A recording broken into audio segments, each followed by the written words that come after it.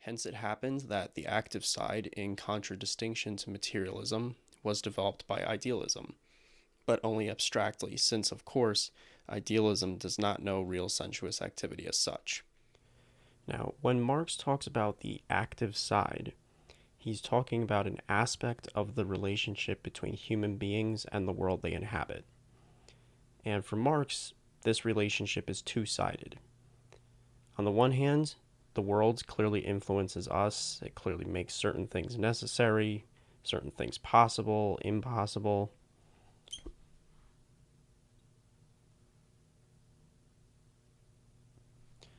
So this is to show that the world influences us in this aspect of the relationship. But for Marx, he also thinks that human beings, specifically through their activities, can change things in their world.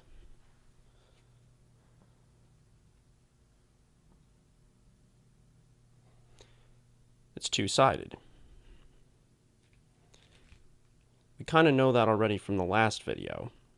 In fact, this is part of what Marx thinks was the chief defect in all hitherto existing materialism. How does materialism understand the relationship between human beings and the world they inhabit? One-sided is how materialism understands this relationship.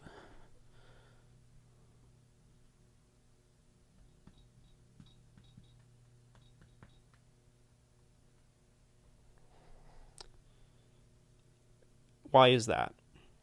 Again, this is because of the way that materialism conceives of the human mind.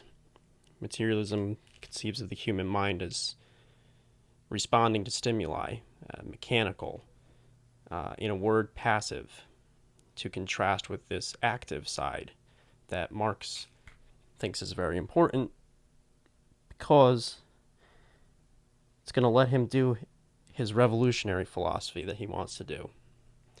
Taking this active side out, can't do revolution, can't change anything.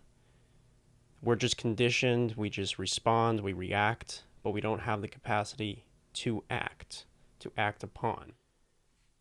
Looking again at our materialist schema of reality, wherein the world influences the humans, but not the other way around, we've said that in this schema, the human is passive in relationship to the world. So, should we also say that the world is therefore active in relation to the human? If the human is passive in relation to the world, doesn't that mean that the world is active in relation to the human? Perhaps a more precise way of speaking is in order at this point. To suggest that the world is active would be to suggest that the world is a subject, but it's not. The world does not have a mind of its own. When rain falls, it's not the world's thinking to itself, it's time for me to rain. When rain falls, it just falls. We don't say things like, the rain is making its way towards me. And if we did speak like that, we would be speaking metaphorically, and that would be understood. Rain just happens. The consequence of materialism, however, is that's the case for us too, not just the world. It's not just the world that doesn't have a mind of its own. We don't even have a mind of our own in the sense of a mind with consciousness, with the ability to act with intention, to conceive of something and cause something to happen deliberately.